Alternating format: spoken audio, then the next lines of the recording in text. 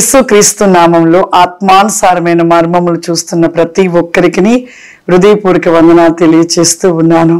పరిశుద్ధాత్మను పొందుకున్నాక శరీర ఆశలను చంపుకొనుట, ఆత్మ విషయంలో ఆత్మానుసారమైన ఒక శరీరమును మనం దాల్చుకునే వారిగా ఉండాలి.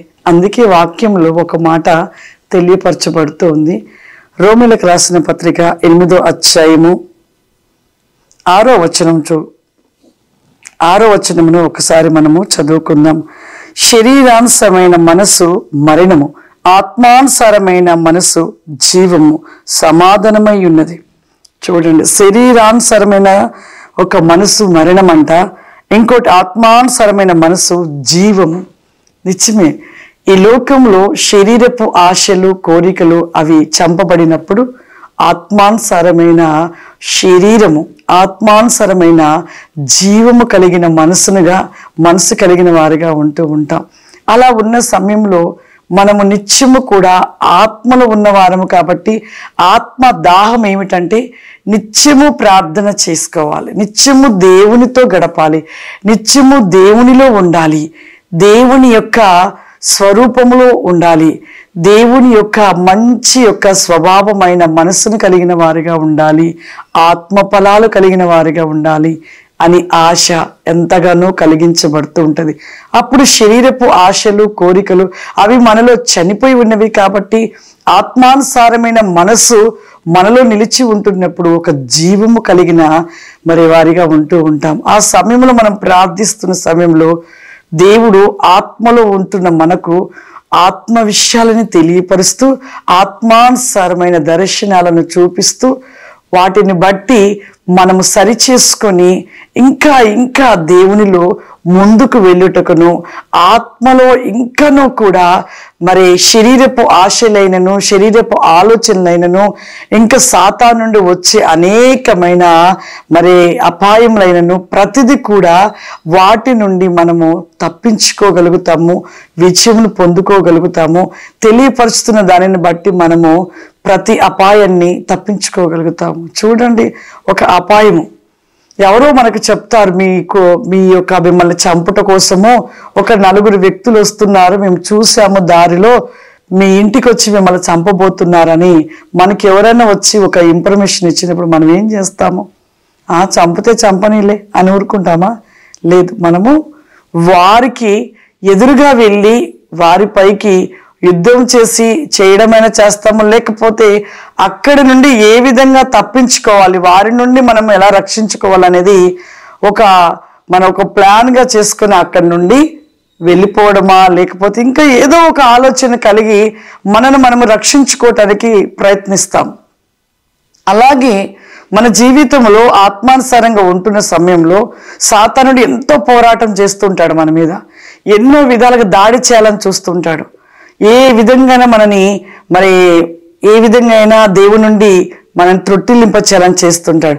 ఆ సమయంలో పరిశుద్ధాత్మ దేవుని యొక్క ఆత్మ మనలో ఉంటుండగా మనకు దర్శనాల రూపకంగా, కళ దర్శనాల రూపకంగా, ముఖాముఖి దర్శనముల రూపకంగా, స్వరము చేత, వివేచన ద్వారా, ప్రేరేపణ ద్వారా దేవుడు మనకు తెలియపరుస్తాడు. ఇలా జరగబోతుంది, ఆ విషయము అది తప్పు, ఆ విషయంలోనికి మీరు పరిగెత్తవద్దు. ఇలా ఒక్కొక్కటిగా మనకు సత్యం ఏమిటో అసత్యం ఏంటిదో తెలియపరుస్తూ ఉంటాడు. దర్శన రూపంగా చూపిస్తాడు, ఒక్కొక్క సందర్భంలో స్వరము చేత మాట్లాడతాడు, ఒక్కొక్క సందర్భంలో ప్రేరేపణ ద్వారా మాట్లాడుతుంటాడు. ఈ విధంగా దేవుడు మనకు ప్రతిదీ కూడా తెలియపరుస్తూ రక్షిస్తూ ఉంటాడు. ఎప్పుడు అంటే శరీరపు ఆశలు, శరీరపు కోరికలు, శరీరపు క్రియలు చనిపోయినప్పుడు, ఆత్మానుసారమైన మనసును కలిగినప్పుడు ప్రతిదీ జయించే శక్తిని దేవుడిస్తూ కాపాడుతూ తెలియపరుస్తాడు.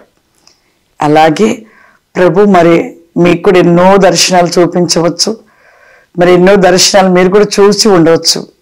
ప్రభు నాకు కూడా అటువంటి దర్శనాలు చూపించడము, అవి మీకు తెలియపరుస్తూ ఉండడము, అది కేవలము దేవుని చిత్తము. కాబట్టి ప్రతి ఒక్కరూ ఈ యొక్క ఆత్మానుసారమైన దర్శనాలు చూచుట, ఇంకా కూడా దేవుని అభిషేకాన్ని పొందుకొని పరిపూర్ణులుగా, ఆత్మపూర్ణులుగా సాతాన్ని జయించే వారిగా నిలిచి ఉండాలని ఒక తల్లిగా కోరుకుంటూ ఉన్నాను. ఇక ఒకరోజు ప్రభు ప్రార్థనలో ఉన్నప్పుడు నాకు ఒక దర్శనాన్ని చూపించాడు. ఆ దర్శనము ఎంత భయంకరంగా ఉంది అంటే అంత భయంకరంగా ఉంది.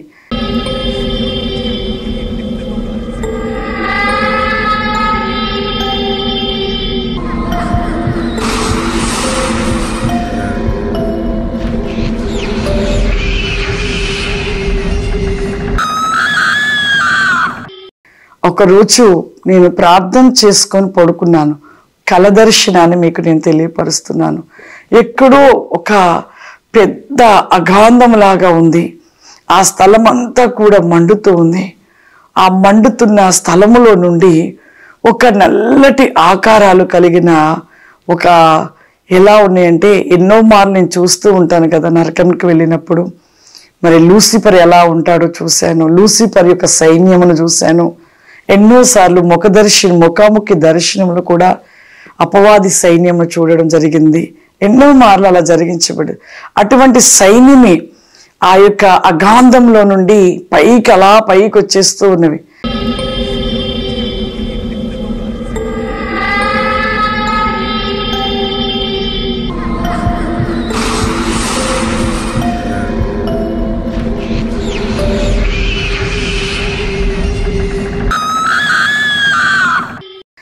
నేను అలాగే ఆ కలలో ఒక స్థలంలో ఒక చెట్టు దగ్గర నిలబడి చూస్తూ ఉన్నాను.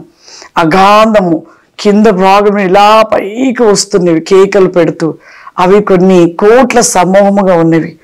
అవి చూడగా కొన్ని చిన్న చిన్నగా సమూహముగా ఉన్నవి. కానీ ఆ సైన్యం అంతట్లో ఒక పెద్ద ఆకారము కలిగిన మరి చాలా భయంకరమైన రూపంలో ఉంది.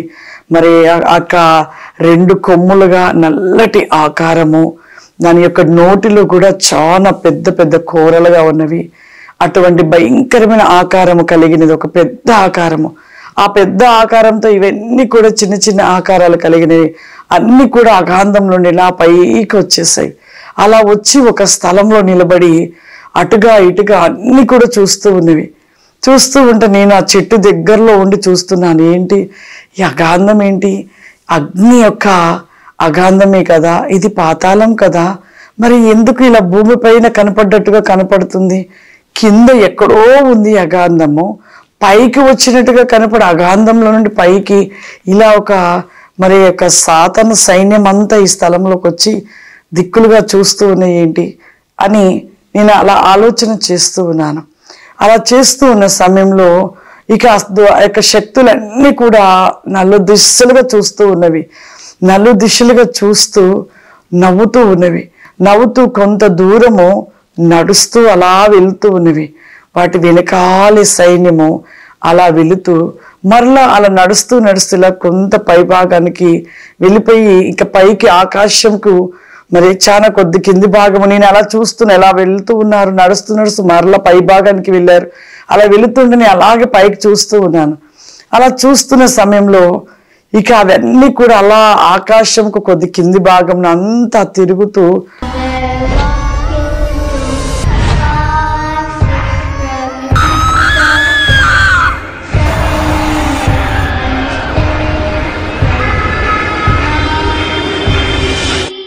మరి ఎక్కడెక్కడ సమాధులుగా ఉన్నవో అవి సమాధుల వైపుగా వాటి కనులు పెట్టి చూస్తూ ఆ పెద్ద ఆకారం కలిగిన ఆ యొక్క ఆ భయంకరమైన ఆకారం కలిగిన ఆ యొక్క దురాత్మ చెప్తూ ఉంది, ఈ భూమి మీద సమాధులు ఎక్కడగా మరి నిలిచి ఉన్నాయో చూడండి అని చెప్తూ ఉండగా అవన్నీ కూడా సమాధులు చేయబడిన స్థలాలు ఎక్కడో వెతుకుతూ ఆ యొక్క ఆకాశములకు కింద భాగములు నడుస్తూ అంతా వెతుకుతూ ఉన్నవి. నేను అనుకుంటున్నాను, ఇదేంటి కింద భూమి మీద నడిచేవి పైన కూడా నడుస్తున్నాయేంటి, వీటికి ఏమైనా నీళ్ళ వంటిది ఉందా అని నేను అలాగే ఆ చెట్టు కింద నుండి చూస్తూ ఉన్నాను. ప్రియులారా, నిజంగా చాలా ఒక భయంకరంగా ఉన్నవి ఆకారాలు కూడా. మరి ఆ యొక్క సమాధులను ఎందుకు వెతుకుతూ సమాధులను చూడమని ఆ పెద్ద ఆకారం కలిగిన ఆ చీకటి యొక్క శక్తి మాట్లాడుట మరలా నెక్స్ట్ వారంలో ఆ యొక్క వివరణ మీకు నేను వివరిస్తాను. అసలు ఎందుకు ఆ సమాధుల కొరకు ఆ యొక్క చీకటి ఆత్మలో మరి యొక్క దురాత్మ సైన్యము సమాధులు ఎందుకు వెతకమని చెప్పడము అనే విషయాలు, అసలు సమాధుల యొద్ద ఏముంది, ఇవన్నీ కూడా నెక్స్ట్ ఆత్మానుసారమైన మర్మములు కలిగిన ఈ యొక్క ప్రోగ్రాంలో మరలా మనం తెలుసుకుందాము. God bless you. దేవుడు మిమ్మల్ని దీవించును గాక. ఆమేన్.